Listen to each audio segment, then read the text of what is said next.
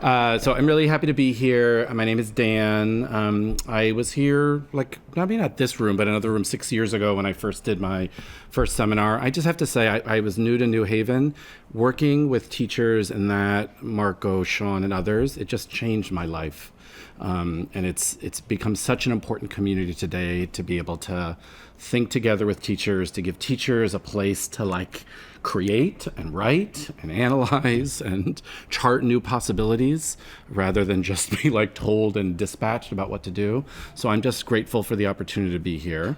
The seminar that I'm offering is about histories of eugenics, and on first glance, that might seem like that's that faraway thing that happened by bad people a long time ago. And thankfully, it has nothing to do with the lovely hors d'oeuvres we have here in this refined place.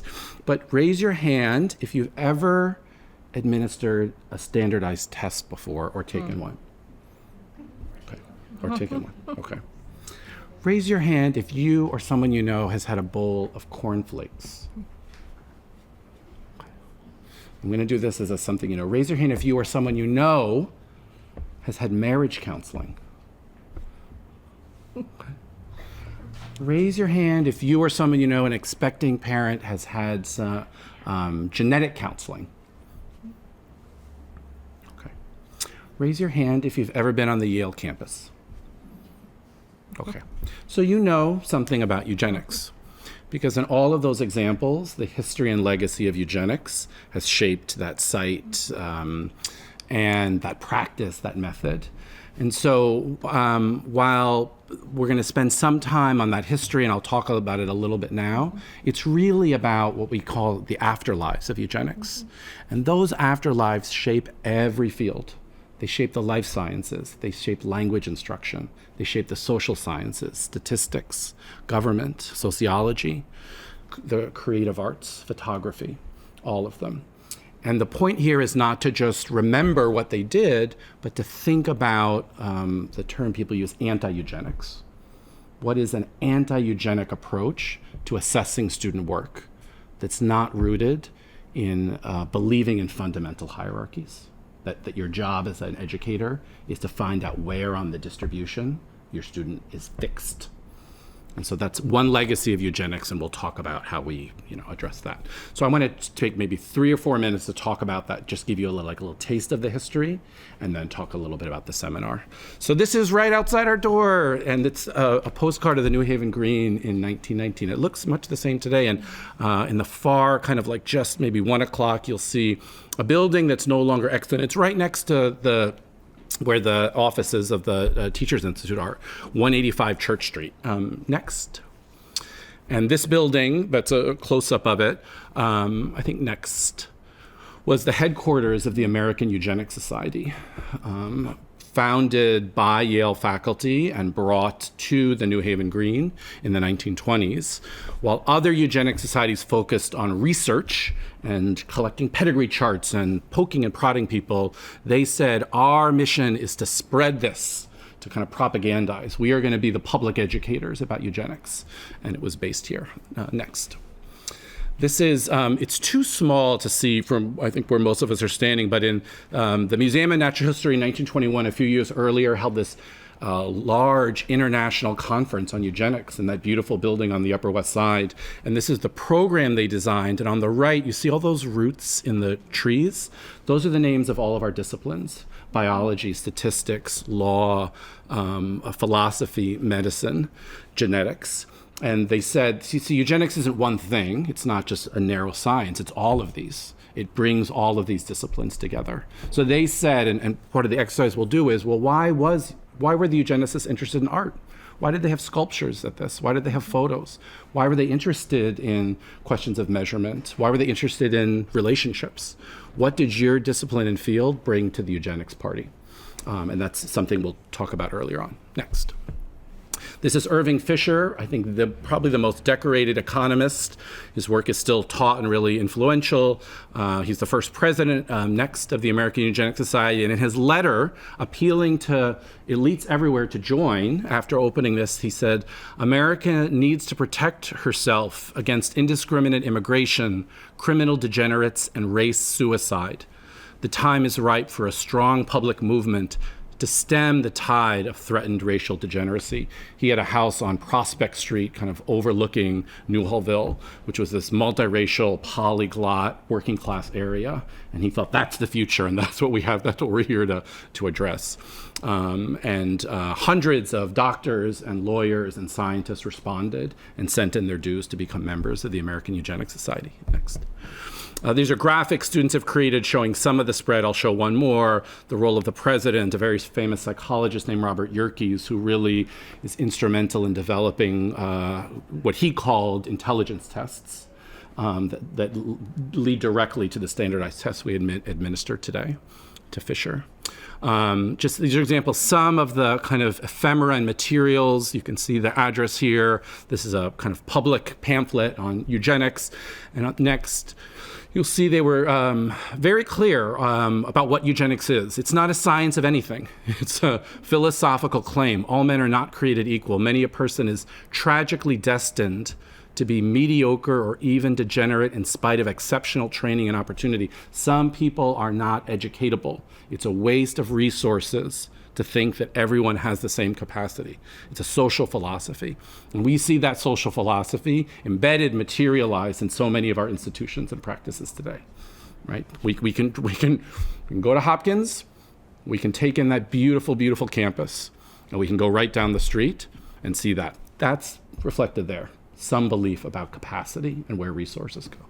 Next. I think there. These are the public education displays created here in New Haven and sent to county fairs all over to try to educate people. This is not my opinion. I said, this is science. Some people have capacity, some don't. Next. They sponsored these fitter family contests, just like you would enter livestock, best chicken, guinea pig, pig, goat. You could enter families. And they would be measured and prodded and poked and asked who your mom and dad is and look at your teeth and all the attributes. And that medal, designed in the right, "Yea, I have goodly heritage," designed here in New Haven and sent out all over to winners of fitter family contests. But that same thing, think about that. What a beautiful, beautiful family you have, right? In a certain kind of normative way, not made pejoratively, but when you idealize that, it actually comes, that gaze comes from somewhere. And this is part of what going into the history of eugenics allows us to see. Next. These, even early, baby contests, baby beauty pageants. There's this, incredible documentary record. The guy the one on the left is like the champion baby who won like 14 of these contests all over the. Next. Another graphic rendered by students that shows the reach of eugenics at Yale in the 1920s and 30s, in geography, in the School of the Environment, in the medical school, the Child Studies Center, the foundation of psychiatry and psychology, economics, anthropology in the museums. So that, those roots then kind of took root in institutions like Yale. Next. Talk about the afterlives, and I think this is just, you can keep kind of going through, that we see it in museums and statistics and demography, a standard distribution, a p-test of significance. All of those are tools developed by eugenicists. In immigration policy, who's worthy and unworthy of being admitted, education and testing, sorting and tracking. Psychology and mental health. The very first student mental health offices come out of the eugenics movement. How do we distinguish the person that belongs in a warehouse from the person who just needs a tune-up? Hygiene, mental hygiene. Next. Music, exceptional musical ability is something hereditary, something that's just in you. Next. Reproductive and health policy. Who can and can't have children. The environment, who the environment is for, who can shepherd and steward it. Next, the social sciences, sociology, political science, economics, genetics. The founding of the field of genetics and thinking about inheritance is indistinguishable from the founding of eugenics. They were the same field early on. Marriage and family counseling, partnering to appropriate so that they would produce worthy children. And the whole system of punishment, incarceration, identifying threats, all of it as well. Thanks. Last two, this is an object that's now, and we collaborated with curators in the Peabody, and you can see it here, and we'll go to see it, called the multiple choice apparatus. It's like a memory game that was the early expression of an intelligence test. You press these keys, I'll stand on the other side. It doesn't tell me about memorization or why you're doing it. It tells me about something innate about you. And that goes to become a much broader form of testing. We'll also look at local history. I think you could go through these. This is dozens and dozens of working class homes in what is today the medical school campus cleared out so that Yale could build what was called an Institute of Human Relations, where it would test. They tested every school child in New Haven, giving these tests. They said New Haven will be our laboratory. So we're thinking about medicine and research subjects in that sense as well. And you can still, next, I think it's the last one. And this is the, if you walk on 333 Cedar Street outside the medical school where all the food carts are, you can still see the, it's in the wrought iron today, that same title. I think I have, two more.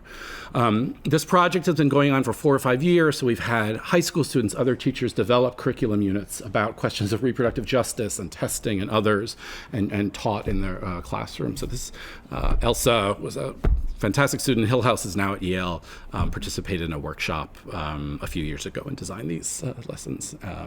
Another ESOM student who also did work on this. So we see this as a collective project. We've learned from people who do it in the past, contribute others. We're going to be reading this great short book called The Shortest History of Eugenics. We'll spend time in Bancroft, Sterling, the Medical Historical Library, and the Peabody. And just the last thing I want to emphasize is that it's every discipline has been touched on this. So maybe it's more, legible to history, teachers and civics and government, but it's also very much about how we teach in the life sciences, the creative arts, interpreting what standards of beauty are all around. And the lessons don't have to be about eugenics as an object.